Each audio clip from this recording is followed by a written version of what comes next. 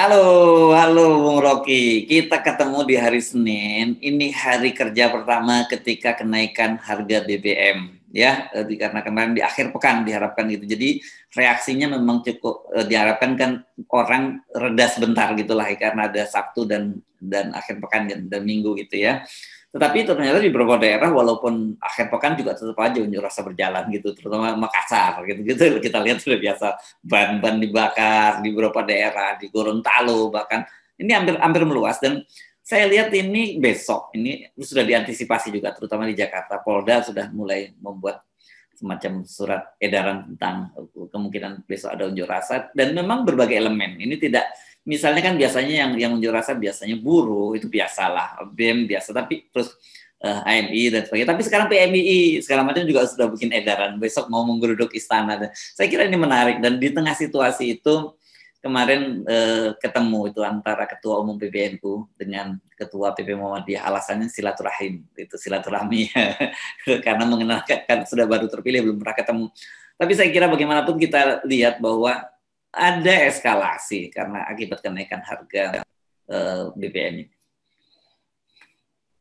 Ya, itu kita akhirnya berjumpa dengan Black Monday yang sudah kita tunggu sebetulnya, bukan kita inginkan tapi memang pasti terjadi itu. Kan selalu hukum-hukum sejarah itu membawa kita pada satu titik jumpa itu, yaitu titik kerusakan institusi negara sekaligus bangkitnya kesadaran tentang keadilan sosial. Yang lebih penting sebetulnya adalah bukan lagi sekedar debat data, ya ini demi rakyat subsidinya begini, kalau enggak itu akan bangkrut APBN. Ada yang menghitung bahwa enggak segitu besar subsidi, itu bukan lagi soalnya. Yang disoal adalah ketidakpercayaan yang udah maksimal pada pemerintah tuh, karena mempermainkan isu. Dalam seminggu ini juga orang tegang-tegangan tuh. Tetapi kalau kita masih ingin cari solusinya, tentu ya udah orang anggap ya solusinya ya percepat perubahan politik, kan akhirnya itu tuh.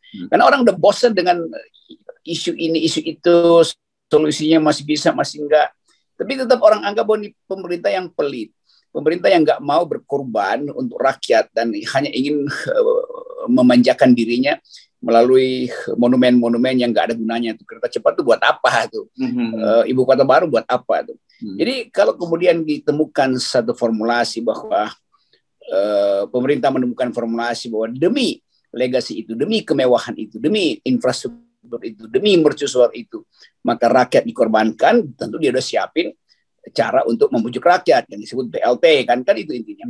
Tapi dari logika kita, kalau masuk akal, jadi BLT itu adalah semacam oksigen setelah orangnya dicekek, kan begitu kan sebetulnya kan.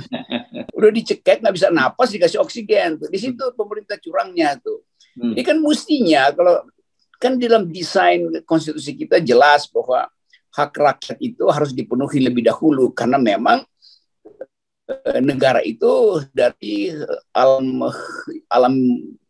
yang berlimpah, semua komoditas yang ada itu kan bukan punya negara, itu punya rakyat yang diurus oleh negara tuh. Jadi terlihat bahwa negara nggak paham bahwa itu hak rakyat, dibalikin dulu pada rakyat. Baru pemerintah boleh pamer-pamer apa yang ingin dia tinggalkan sebagai prestasi dia kan. Jadi kalau dianggap bahwa hemat buat bikin ibu kota baru, ibu kota baru itu bukan untuk rakyat, itu untuk Jokowi. Siapa yang peduli dengan reputasi Jokowi itu? Kan itu intinya tuh. Jadi sekali lagi gerakan mahasiswa akhirnya paham itu. Ini dalam 2 jam ini saya sudah dapat 30 undangan untuk orasi tuh di kampus-kampus.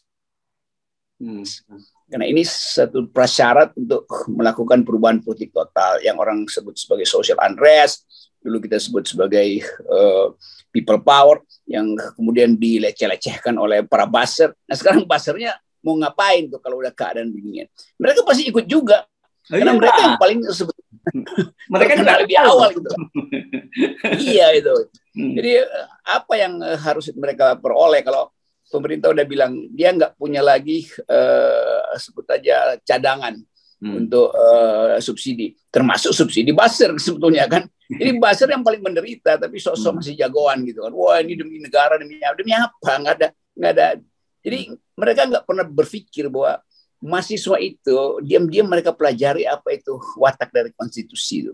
Bahwa konstitusi mengatakan bahwa peliharalah kehidupan bernegara itu dengan memanfaatkan sumber daya alam yang adalah milik rakyat, kan itu dasarnya tuh. Jadi bukan seolah-olah pemerintah kasih BLT subsidi lalu kita merasa semua negara baik betul. Itu punya kita kok, ngapain dia mau baik-baikin tuh.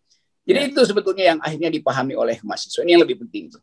Nah, karena itu didorong apa nggak didorong, pasti mahasiswa akan demonstrasi itu. Dan itu akan bergerak. Biasanya Makassar selalu lebih dahulu, dan hari ini ada demo di Makassar, di Kendari, di Gorontalo, di beberapa kota juga tuh. Nah, itu yang kita sebut dulu berkali-kali dalam beberapa minggu yang lalu, bahwa pasti akan terjadi gerakan. Karena ini menyangkut ekspektasi terhadap hidup tuh. Jadi begitu pemerintah bilang BLT, itu artinya kemiskinan udah terjadi tuh. Nah, buruknya pemerintah menganggap bahwa untuk mencegah kebijakan yang akan memberatkan rakyat, kami kasih BLT. Udah tahu memberatkan rakyat, ngapain diambil kebijakannya, kan? Kan ini dungunya di situ, kan. Jadi sebetulnya banyak hal yang dengan logika sederhana kita tahu bahwa kita sedang dicekek lalu dibujuk dengan BLT. Kenapa dicegah? Supaya kita mudah untuk disuap, kan itu. Ya, tapi masalahnya kan sekarang ini data BLT itu sendiri tidak menjangkau semua orang yang menurut Anda tadi kehabisan oksigen, kan gitu ya. Yang kehabisan oksigen itu sekarang dengan naiknya harga BBM ini meluas gitu. Jelas sopir mobil, sopir-sopir ojek, sopir-sopir angkutan semua dia langsung akan terkena. Jelas para pedagang kaki lima, kelas bawah dan sebagainya yang harga-harga naik semua, dia mau jual konsumennya juga susah. Kenapa? Karena bagaimana mungkin juga mereka menaikkan harga kalau konsumennya juga sekarang kesulitan hidupnya, kan itu. Jadi ini menumpuk dan ini ketemu persoalannya gitu di tengah situasi yang kita lihat sekarang orang betul-betul kalau Anda perhatikan Bung Rocky di media sosial itu setiap hari Anda akan dapetin pameran kekayaan gitu, terutama yang sekarang disorot oleh polisi. Tapi saya kira ini soal anggota DPR atau yang lain tinggal menunggu waktu saja itu disorot oleh publik. Ini multiplier effect dari pencabutan subsidi itu pasti kemana-mana tuh. Ya. Jadi kan kita nggak bisa dapat argumen yang sound gitu ya, yang masuk akal dari pemerintah. Apa argumennya? Kan kita nggak dapat keterangan alasan bahwa subsidi harus dicabut. Jadi itu yang menyebabkan semua orang akhirnya marah tuh, dan kemarahan itu yang nggak bisa dicegah lagi, kan. Kalau misalnya pemerintah masih berupaya untuk membujuk, mau dibujuk dengan apa itu? Kan intinya kan hak hidup orang itu diambil, lalu dipindahkan. Loh, kok subsidi dipindahkan? Apa poin dari memindahkan subsidi itu? Dicabut dari BBM, dipindahkan melalui BLT. Loh, dua-duanya itu adalah hak kita sebagai rakyat itu untuk menikmati hasil minyak bumi, hasil batu bara, tuh, sawit segala macam. Kan begitu cara melihat public policy, kan. Lain kalau kita betul-betul negara super liberal, ya udah itu suka-suka aja tuh, biarkan pasar bekerja tuh. Bahkan ketika pasar sedang bekerja pun pemerintah ganggu, kan. Pasar bekerja dengan memperlihatkan komoditas yang sama dengan harga lebih murah yang bukan dihasilkan oleh Indonesia, itu swasta yang bikin. Apa kemarin itu Vivo yang bukan disubsidi oleh pemerintah, nggak disubsidi, kenapa disuruh naikin harga, kan? Ini betul-betul beringas ini pemerintah tuh, nggak bisa lihat orang punya alternatif, kan. Ya, nanti dianggap itu nggak nasionalis kalau beli dari swasta yang non Pertamina. Lo justru swasta yang non Pertamina yang menjamin keadilan sosial karena harganya rendah tuh, kan. Jadi bagian-bagian ini yang membuat akhirnya kita anggap bahwa pasal 33 itu akhirnya berubah menjadi etatisme, negaraisme itu. Negara mau ambil semua kekayaan, padahal kita dijamin oleh keadilan sosial, oleh kemanusiaan yang adil dan beradab. Jadi pengetahuan ini tanpa perlu backup data, Mak ngerti, Mak akan suruh anak-anaknya itu mahasiswa supaya demo, kira-kira begitu. Atau nggak disuruh pun, mahasiswa merasa ini kesempatan untuk memulihkan kembali hak mahasiswa untuk berdemo. Ya. Agak aneh itu, saya juga. Kok bisa dengan dalam pasar bebas ada satu pom bensin yang memang Vivo itu ya, kemarin kebanjiran konsumen ketika tahu bahwa harga di tengah pemerintah menaikkan, dia malah menurunkan harganya gitu. Dan kemudian Dirjen Migas yang mengumumkan bahwa dia akan menaikkan harga. Tapi orang kemudian paham belaka lah, pasti ini ada campur tangan dari pemerintah. Dan sebenarnya kan nggak boleh ya dalam soal semacam ini, kok justru ditutup alternatif oleh pemerintah. Ya gimana Dirjen Migas ngatur-ngatur pasar, kan? Kalau Jokowi mungkin yang perintahin masih masuk akal, Dirjen Migas ada urusan apa?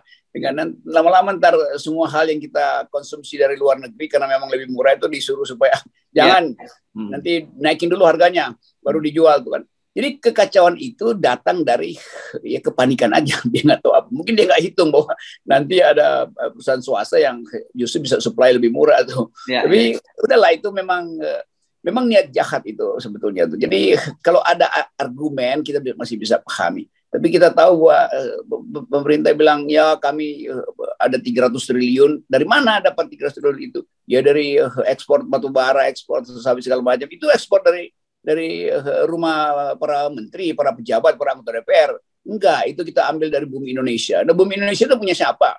Kan begitu kan? Rakyat tahu itu, bahwa itu diambil dari bumi dia. Yang ongkos produksinya sedikit banget, lalu dia dapat windfall segala macam, termasuk produksi minyak dalam negeri yang biaya produksinya sangat rendah, tapi kenapa mesti dinaikkan harganya? Jadi sebetulnya pemerintah mau menyimpan cash untuk main politik, karena itu cash yang diberikan pada rakyat cukup dengan 21 triliun, kan cuma itu yang diberikan kan. Sementara yang ada di kantong pemerintah yang sebenarnya hak rakyat ada 300 triliun. Buat apa itu ya? Buat bikin ibu kota baru? Itu berguna nggak buat rakyat? Ya, apa gunanya ibu kota baru kalau semua orang berkantor di handphone kan? Itu soalnya tuh. Jadi tetap kita nilai bukan dari segi politik lagi, tapi dari segi hakikat etik dari sebuah kekuasaan yang tidak paham tentang konstitusi itu. Konstitusi memerintahkan negara untuk lindungi rakyatnya. Sekarang dia cekek. Begitu tercekek dia bilang oke, gue kasih BLT. Kan begitu kan? Ya. Oke, jadi ini tidak terhindarkan. Saya kira ya, mulai hari ini mungkin akan ada unjuk rasa dan juga bisa terjadi eskalasi ya dalam situasi ini. Dan seperti kita selalu mengingatkan, ya kita bukan mengompori ya, kita mengingatkan dalam situasi yang seperti ini nanti bisa ketemu tuh krisis di pemerintahan dengan krisis di tengah rakyat dan terutama tingkat krisis kepercayaan publik yang sangat rendah terhadap pemerintah. Meskipun ada survei-survei yang menyatakan bahwa tetap tinggi kepercayaan pemerintah, saya kira itu hanya placebo efek lah yang disampaikan oleh lembaga survei itu. Itu akibatnya juga lembaga survei mesti minta maaf lah, atau nggak usah minta maaf lah, dia diam-diam aja buat rubah lagi angkanya tuh. Karena dia malu juga sekarang kan, baru dua hari lalu disurvei kepercayaan udah nggak ada tuh. Jadi sekali lagi kita hanya ingin lihat bagaimana cara ini ditangani. Ya tentu pemerintah akan lihat kemampuan dia untuk mengerahkan aparat kekuasaan, polisi terutama. Padahal polisi udah nggak dipercaya kan.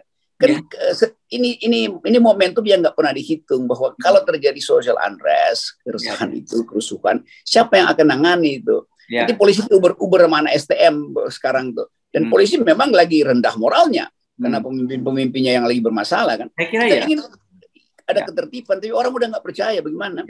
Lalu presiden bilang oke, kalau gitu kita cabut lagi itu pernyataan bahwa subsidi dicabut, jadi kembalikan subsidinya. Tetap orang akan anggap bahwa ini besok dia naikin lagi nih, dia mau nipu lagi kan. Jadi udahlah, itu lempar handuk aja lah, karena semua alasannya akan dibuat oleh Presiden Jokowi. Itu dianggap sebagai super penipu ulung yang sebetulnya udah ketahuan isinya, tapi masih mau ngelak-ngelak. Kira-kira begitu jalan pikiran publik yang nggak diucapkan. Saya ucapkan, jangan sampai saya pula yang untung KUHP belum diresmikannya. Kita hanya membaca apa yang dipikirkan oleh rakyat gitu, dan betul seperti Anda. Saya kira ini kan yang dengan eskalasi unjuk rasa di mana-mana ini nanti garda terdepan adalah polisi. Tetapi kita tahu bahwa moral polisi sendiri sedang anjlok gitu ya, karena di mana-mana satu moral polisi juga anjlok, kedua juga tingkat kepercayaan publik terhadap polisi juga sedang sangat rendah gitu kan. Di mana-mana kita lihat orang menyebutnya polisi itu sudah bukan lagi di mana-mana diteriakin sambo gitu ya. Dan ini dampak yang saya kira sangat kita sayangkan, karena yang kita selalu sebut itu kalau dalam peribahasa satu sambo setitik merusak Polri sebelanga gitu, se-Indonesia.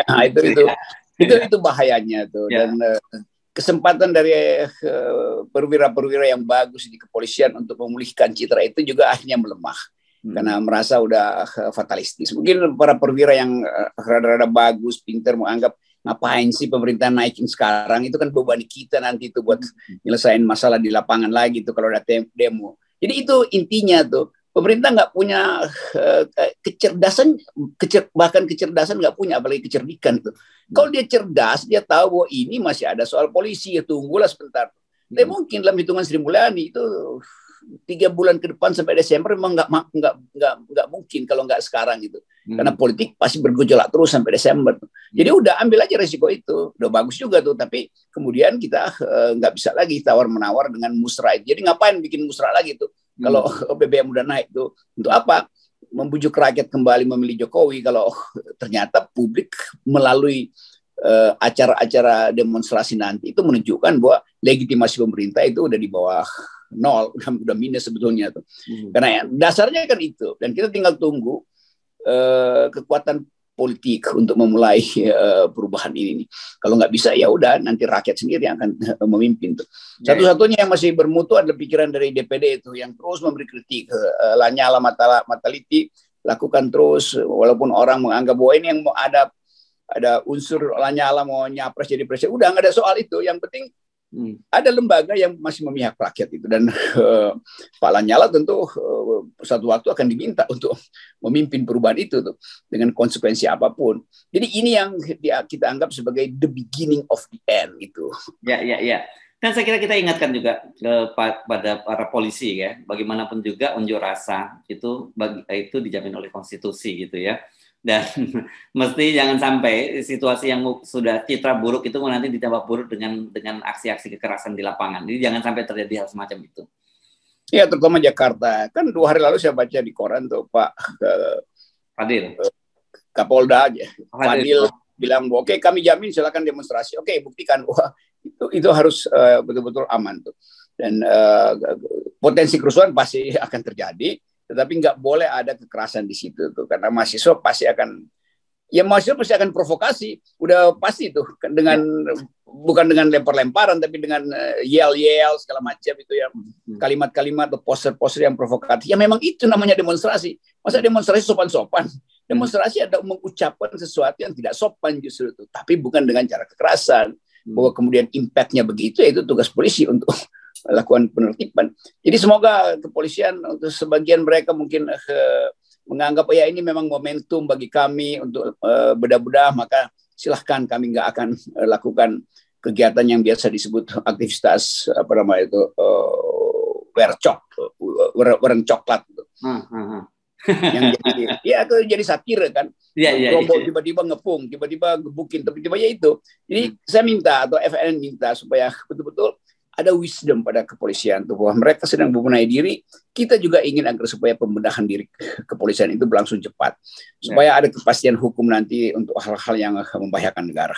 Oke, jadi tetap selamat berunjuk rasa gitu, karena itu bagian dari dijamin oleh konstitusi, itu bagian dari ekspresi publik. Tetapi tetap saja bagaimanapun juga, satu tentu mesti jaga ketertiban, jaga keamanan, dan juga kita imbau polisi untuk tidak mudah terprovokasi gitu ya, atau bukan hanya terprovokasi, kadang-kadang di lapangan kan sebenarnya mereka juga sama-sama punya problem, karena kan polisi juga punya keluarga ya, juga menderita sama kan harga BBM ini kan gitu ya.